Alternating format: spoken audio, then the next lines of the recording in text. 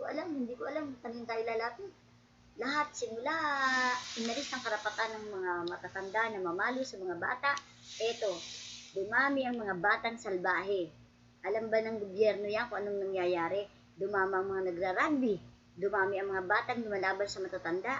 Wala nang karapatan ng mga teacher na mamalo. Walang karapatan kaming mga magulang manggulpi. Anong gagawin namin? Pababayaan na lang namin lapastanganin kami. Pababayaan na lang namin sagot-sagutin kami.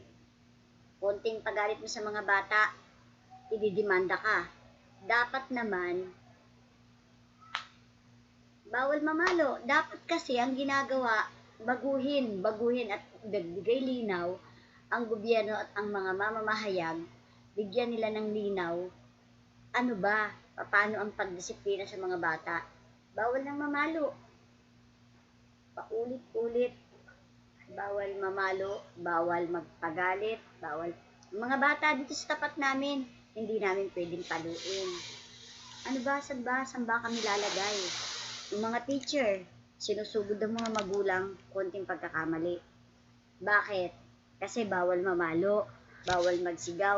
Wait lang! Masakit kaya!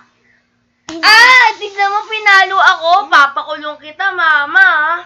Yan, ang isa pa, di ba? Palo lang yun na masakit.